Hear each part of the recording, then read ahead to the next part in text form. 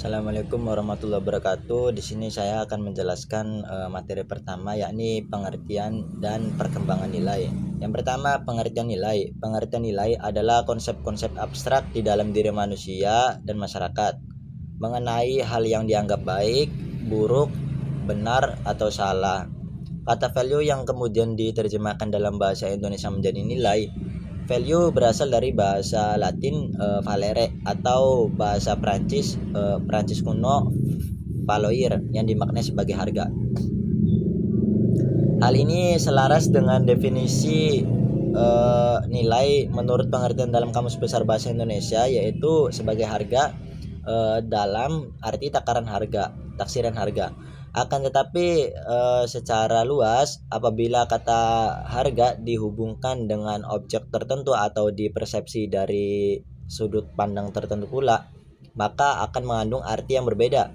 Apabila nilai atau harga disandingkan dengan sifat, perilaku seseorang, keyakinan yang bersifat abstrak, nilai atau harga tersebut akan bermakna luas dan tidak terbatas.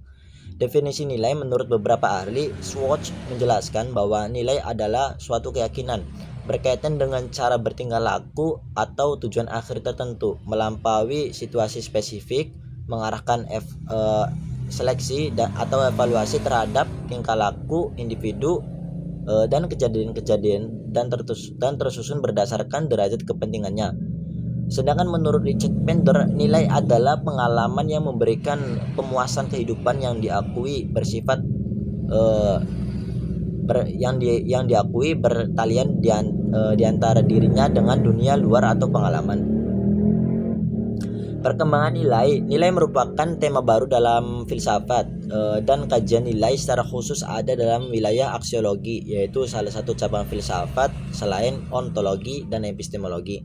Kajian nilai telah mengilhami banyak filsuf, bahkan Plato telah membahasnya secara mendalam dalam karyanya bahwa keindahan, kebaikan sekaligus kesucian adalah tema yang penting bagi para penulis sepanjang zaman. Sejak abad ke-19, keadilan, kebaikan, keindahan, dan nilai-nilai khusus lainnya tidak hanya dipelajari berdasarkan kekhususannya, tetapi juga dipelajari sebagai bagian tersendiri dari jenis hal baru, yaitu yang dinamakan nilai. Ini merupakan penemuan nyata yang secara mendasar membedakan yang ada being dari nilai value. Kami kutip mengenai ciri-ciri nilai dengan harapan agar setidaknya kita dapat menggambarkan eksistensi dari nilai itu sendiri. Nilai merupakan sesuatu yang berharga, bermutu, dan berguna bagi manusia, maka nilai memiliki ciri-ciri sebagai berikut. Nilai itu suatu realitas abstrak dan ada dalam kehidupan manusia.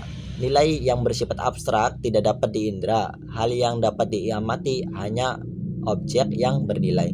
Nilai memiliki sifat normatif, artinya nilai mengandung harapan, cita-cita, dan keharusan, sehingga nilai memiliki sifat ideal. Nilai diwujudkan dalam bentuk norma sebagai landasan manusia dalam bertindak. Nilai berfungsi sebagai daya dorong atau motivator, dan manusia adalah pendukung nilai. Manusia bertindak berdasarkan nilai yang diyakininya. Dalam kajian filsafat, nilai dibedakan dalam 3 macam, yaitu nilai logika atau nilai benar salah. Yang kedua, nilai estetika atau nilai nilai indah atau tidak indah. Yang ketiga, nilai etika atau moral, yakni nilai baik atau buruk. Nilai adalah kualitas suatu hal yang menjadikan hal itu disukai, diinginkan, dikejar, dihargai, berguna, dan dapat membuat orang yang menghayatinya menjadi bermartabat. Sekian, terima kasih. Dan saya di sini mohon izin untuk menjelaskan tentang penanaman nilai pendidikan Islam. Penanaman nilai pendidikan Islam menurut Kamus Besar Bahasa Indonesia yaitu proses, perbuatan, dan cara menanamkan. Dan secara etimologi berasal dari kata tanam yang berarti benih, yang semakin jelas dengan mendapat imbuhan dan kan menjadi menanamkan,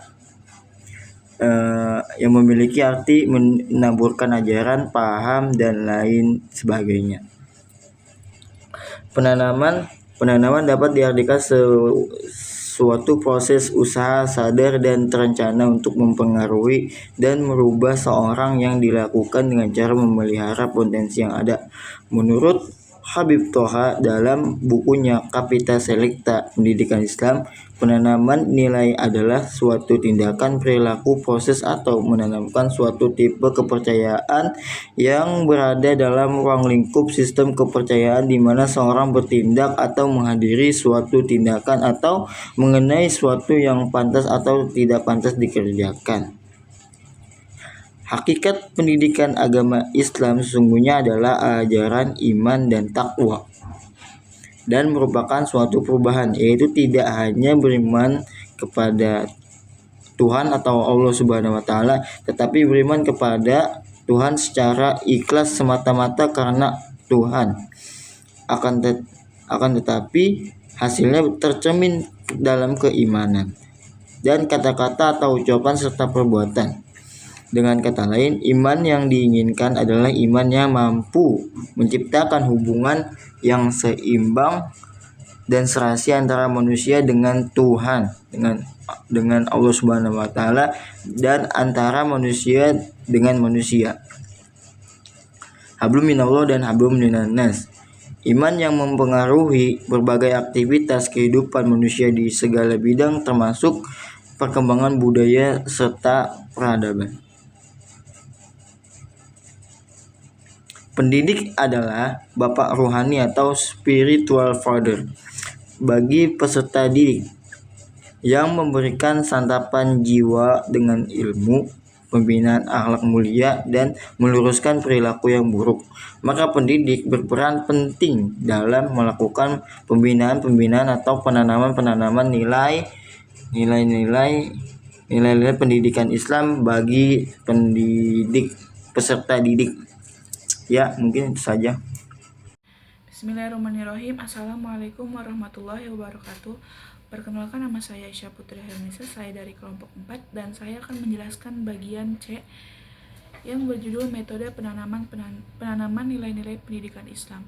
Dan metode itu terbagi menjadi 5. Yang pertama ada metode pengajaran, yang kedua peneladanan, yang ketiga pembiasaan, yang keempat pemotivasian, dan yang kelima penegak aturan atau tarhib.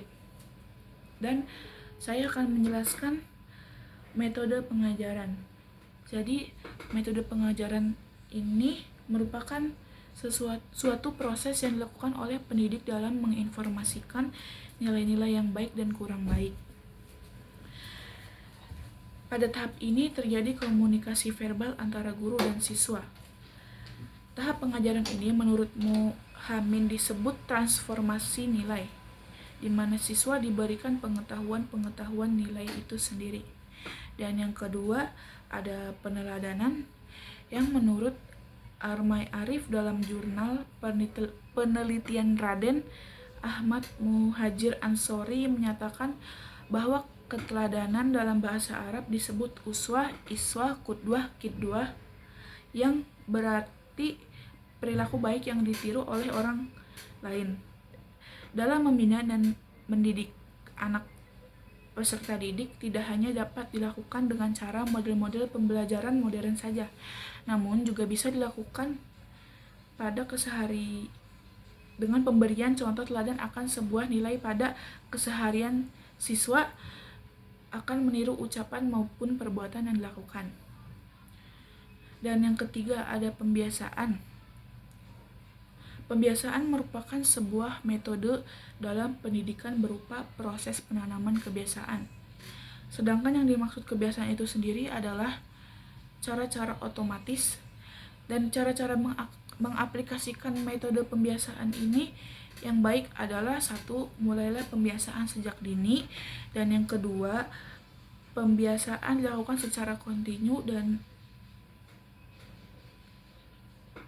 yang ketiga pembiasaan hendaknya diawasi secara ketat. Keempat, pembiasaan yang awalnya bersifat mekanistis hendaknya berangsur-angsur menjadi kebutuhan. Dan yang keempat, saya akan menjelaskan pemotivasian atau target. Metode ini adalah bentuk penanaman dengan memberi dorongan atau motivasi untuk memperoleh kegembiraan bila mendapatkan sukses dalam kebaikan disebut dengan targhib. Dan yang terakhir, yang kelima, penegakan aturan atau tarhib, yang disebut tarhib. Penegakan aturan sangat diperlukan dalam Islam dalam menanamkan nilai-nilai pendidikan Islam agar tercipta ketertiban ataupun membentuk disiplin dalam menerapkan nilai-nilai pendidikan Islam. Namun, hukuman atas kesalahan yang diperbuat tentu harus memiliki tahap mulai dari tahap yang paling ringan sampai pada tahap yang paling berat. Mungkin cukup sekian yang bisa saya sampaikan, kurang lebihnya mohon maaf. Wassalamualaikum warahmatullahi wabarakatuh.